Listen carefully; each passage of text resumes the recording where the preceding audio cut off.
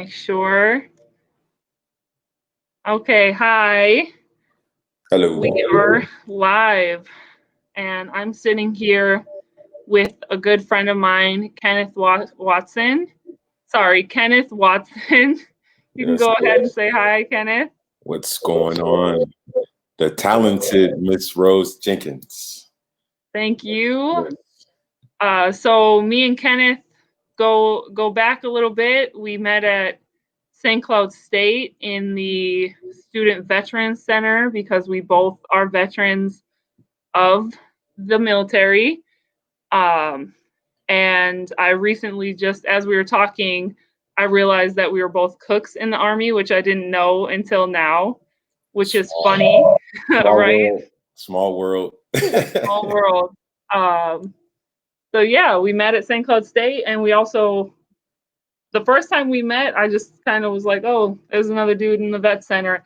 And then we met again at Ebony Night, which is the Council of African American Students cultural night. And he had seen me do some live art and was really interested in that. And then I made a ton of paintings.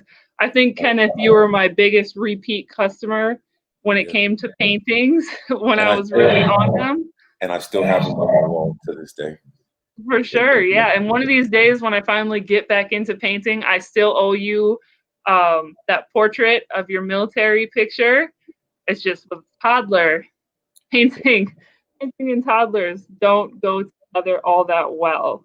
It's all good. I trust your work. That's why I'm not, in a hurry to get it. So I know once it's done, it'll definitely be worth it. I promise it will, and I appreciate the patience. So you can go ahead and introduce yourself. All right. Talk a little bit about your background. Hello, everyone. My name is Kenneth Watson. I'm currently residing in Jacksonville, Florida. This is actually my birthplace. Just moved back a year ago. So first time being back since 1979, which is truly a blessing to kind of just get to know a city that my parents kind of roamed around in, prior to my birth and a little bit afterwards. As Rose has mentioned, we met at St. Cloud State. I am a two-time alumni of St. Cloud State, class of 2003, as well as class of 2018. Both of my degrees is in communications, with the emphasis in radio broadcasting. The master's was more of the strategic side of it, the marketing aspect and things of that nature. A little bit before that, as Rose mentioned, I was also in the military. I served 6 years, 92 Golf, or food culinary specialist, whatever they call it today. I did that for 6 years. I was stationed in Fort Bragg and Fort Bliss. Interesting experience. I wouldn't trade it for the world because of where it's got me today, as well as the people that I met along the way. They truly do say that the Army is a fraternity and / sorority because the people that you meet, the bonds you form can eventually, can turn something lifelong. Besides that, like I said, I've worked in radio. Was a teacher in Minneapolis, substitute teacher for about 2 years, Northside, Olsen Middle School. I've lived everywhere, raised in San Diego. So if you ever see me wearing a San Diego hat in a different state, you know why. And yeah, I wrote a book about myself, 12 Faces of Sober. And it's about my sobriety, dealing with alcohol and, the good and the bad. But just glad I wrote it, I guess. Yeah. And that was kind of one of the main reasons I wanted to have you on. Like we've already said, we have a lot of similarities. I've been sober myself from alcohol for 3 years. So to see somebody that I'm cool with write a book about their process with that and their struggles with that is really cool. And I just kind of wanted to get your insight on that and for you to talk about what that was like and what your inspiration of turning that into a book was. Okay. Well, 12 Faces of Sober basically it was more or less like my struggles with alcoholism for 12 years. I had left, as we were just talking a few minutes ago. I left Minnesota in 2005, right after I graduated. I had worked in radio in Minneapolis at B96. Little plug. You might have heard me back in the day when we was a youngster. I had all the ambition and the drive to work and get back, get into radio. And that mentality, black man, young, 23, 24, wanted to get out there and, basically put my degree to work. And when I got to Phoenix, it wasn't like that. I struggled for like the first 4 or 5 months not working, and basically started hanging out with my brother, smoking weed, drinking. And I got off track in terms of looking for work and more of just drinking. So the book itself is just more or less of like what I had to go, like what I went through in terms of drinking. And then especially in the military life is just as bad. And it's kind of enhanced, it's encouraged by leadership and things of that nature. So it talks about that. It talks about being homeless right before I went back to Minnesota and got sober. It talks about the relationships. I'm not gonna lie. I dealt with a pregnancies, dealt with an abortion, dealt with a miscarriage. I dealt with a lot of things that I couldn't really understand. And, no pastor, no Bible, no nothing. I couldn't figure it out. And so at that time, as my mom would like to say, my best friend was alcohol. And it, I got a lot of scars and to prove it. But I'm glad to be out of it. I just celebrated 3 years and 10 months sober this past 15th. Thank you. And so, I'm a couple months away from being 4 years sober. It's the greatest feeling. Got to travel to South Africa, through St. Cloud State, of course. Yep. Great experience. That's funny. Yep, I'm wearing my earrings from that trip. We went on separate trips, but yeah, that's an amazing trip. Yeah. And did you put that in the book? Yes, I did. Yes, I did. Because it deserves to be there. Yeah. It was, I guess I could say because it's in the book, but it was a good feeling to land in South Africa. I believe it was Johannesburg. Yep. And I logged onto my computer, and literally my attorney was like, "We got some good news, but you're at that time ex or soon to be ex-wife just got served with the papers for the divorce." So it felt good. That's how my trip started off. Yeah. So it was definitely a blessing. Yeah, a few things to that. I do agree with the kind of the pressure or the culture of the military that can push you to drinking more. Some of my heaviest drinking was when I was still in the military, and it did feel encouraged. I didn't even really realize I was over drinking because that was like how much everybody else around me was drinking. Like it just seemed normal. And then once I was out of the military, I started to realize that most people and most soberly minded people don't drink this much in a week or in a day. And that started to help me take a step back and think about it. But yeah, when you're in the military, it just seems so normal that you don't even realize you have an issue in the destruction you're causing. But on a positive note, that South Africa trip is absolutely amazing. I wish I would have been sober when I had gone. I think I would have enjoyed even more of it.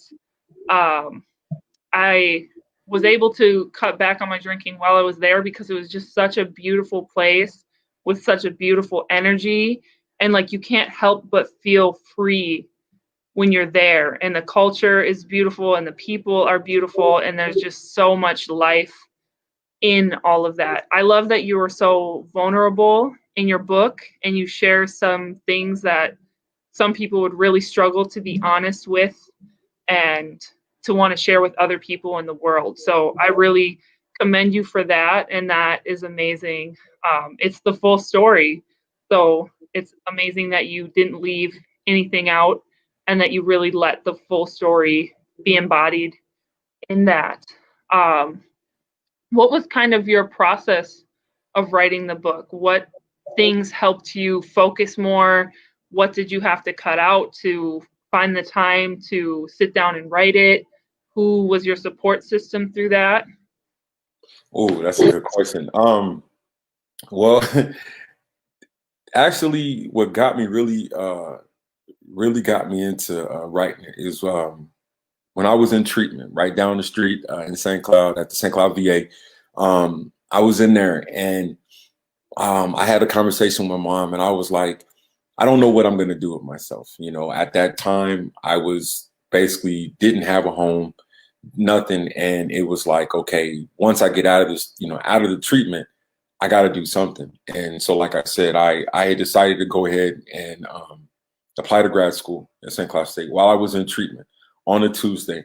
And my advisor, Dr. Akavan, she approved me within 2 days. And it was from there. And I started meeting a lot of students like yourself at St. Cloud State. And they're like, man, you're like 37 going to school. Why? I'm like, I don't have anything else to do. And then the more I got to know more students and started to talk about it, you're like, man, you need to put that on paper. And so for a while, it was more or less just brainstorming. Like, what do I want to talk about? What's the order? Who do I want to talk about? How much time do I want to spend on one particular topic? And I think probably the most, and what I had to take out, because the book would have been longer, it probably would have been my marriage, because initially that was supposed to be 2 chapters. And someone that happens to be in the book, she was like, nah, you're giving her too much time. So I went ahead and just like condensed those 2 chapters into one. In terms of writing it, I was in grad school, so it was like term papers, try to find time to write it, to write notes down on the book. And it was just like, all right, well, let me just go from there. And what helped too was just more or less all of what I had been doing on social media. It was like a record. So it was like, all right, these are some of my thoughts. I can just go back and I can use these thoughts. Even when I was drinking, I can just go back as a resource and be like, all right, I can plug this in, or I can word it, however I want to. But the most important person who did everything was my mom. And I give her all the almighty praise. I think you met her once. So you know. Yeah, yep. She's definitely everything. And it's definitely a good thing that she's still here on this earth and to be able to see me sober. Because like I said, if it wasn't for her, I probably would still be out in the streets drinking. Right. She's kind of your earth angel, your savior. And moms are good for that. Moms are good for making us take a second and like look at ourselves, and that unloving, or that unconditional love and support that they give us just makes us want to be our best selves sometimes. So that's beautiful. I love that your mom is your biggest support, and that's really special that you guys can share this book together and also share the journey of it together. I bet that's helped grow your bond together a lot. Definitely. As I always ask her, like, Mom, are you proud of it? Yeah. I'm like, well, then how come you don't tell me? And she's like, I am, trust me. And I'm like, okay, so yeah, she's it's probably like one of those I'll show you more than I'll tell you kind of moms. Mm-hmm. Yeah. And I know it took a lot to earn the trust back, because even though I wasn't kind of person that would like be out trying to take her car or anything, but she definitely used to sleep with the keys in the bedroom. Right. But when I came back this last time in late 2016, and I started to get sober and regain that trust, she didn't care to leave her keys out or anything. I mean, I have my own car, but just the fact that she was more comfortable with it. And like I said, for a while, it took a minute to earn that trust back. For sure. I'm glad you did. And I commend you again on doing a book while you're in school, because school is so demanding, especially grad school. I'm currently working on my book, but I also have a toddler. I'm pregnant, so I'm dealing with exhaustion from that. And I'm in my career. Again. Thank you. I'm in my career, so it's just really balancing my time and being like super disciplined to take advantage of the time that I do have to sit down and write it. I also am blessed to be going on maternity leave in December, and that's going to be my number one priority, other than taking care of a newborn, is going to be knocking that book out, birthing that before I go back to work, and giving that its time, because yeah, there's so much that goes into it. I'm constantly writing little notes, like you said, about things that can go in there or things that I need to think on and check on. There's quite a few people in my personal life in the book, so I check in with them on, hey, how did this thing go exactly, and what do you remember from this time, just to make sure I've got all the pieces together, and also that the people in it are aware, and that they're not just shocked by like, oh, you shared that. I want it to be transparent, and yeah, I'm being as vulnerable as I can in the book, so I don't want to exploit anybody else's vulnerability. Yeah, that's true. Because like I had when, of course, some of the instances or situations that I talked about in the book, I was drunk and Yeah. beyond belief. So a lot of stuff I had to go back and ask my brothers and ask my sister and ask some of those previous engagements. Okay, now what happened? Because I wanted to be able to, accuracy was the number one thing for me. Is I wanted to make sure that regardless of how bad it may look on me, whatever, is I wanted to make sure that the information that I was putting out was accurate. Definitely. Right. For sure. Yeah, because you don't want somebody to be like, wait, hold on, wait, that's not how that happened after it's out. It's better to check them all beforehand. And that's great. It sounds like it really sounds like through the book you were able to piece together your own life too. And you probably had questions of your own that now you've got answers to, and that's amazing. Yeah, That is like so why did I put myself through all of that? Yeah. Yeah, but Yeah, yeah, don't it we ask definitely, ourselves that all the time? yeah, and it gave me, because now that I am sober, it kind of I can, for a while, like I didn't, excuse me, I didn't really like. I would take those breaks of like I'm not writing anything. I don't care, because it was more or less like, because a lot of these situations were kind of painful. I was just like, nah, I don't want to relive this right now. And Yeah. even in my marriage, I was married for 6 years, and almost lost my military career behind it. So to go through like grad school, still fresh in the divorce, trying to get that worked out those first 3 or 4 months. Like I said, I almost quit grad school. So it was just the time for me, not only because this, I guess you can say, it was my healing process. This was what helped me continue to stay sober, because it was like, all right, well, I know what my past was when I was drinking in situations that I was in, and now everything was new and fresh. So it was like, all right, I'm liking what's going on, so let me stick to this plan over going back to Phoenix and all that other stuff that was going on out there. Yeah, I agree to you on the like reliving trauma part of a book. There's parts of my book where I'm like, I'll get to that chapter when I get to that chapter, but I'm not ready for that piece right now. So let me work on these other ones and sit on that when I have a little bit more time to breathe on it, because it's like, yeah, you're going to relive a little bit of it, going through that and putting it down on paper and asking other people about it. But that's great that you were able to push through that and get some amazing content for your book through that. We are going to head out here soon. Do you have anything you want to share with everybody before you go?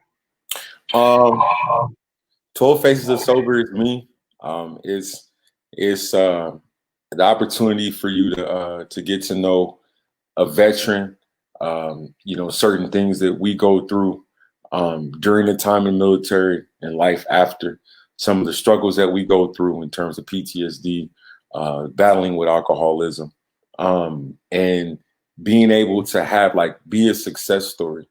A lot of people, when they get out the military, regardless of if they're in their 20s or 30s, they don't really have a plan. I didn't have a plan. It was just like, okay, things are working.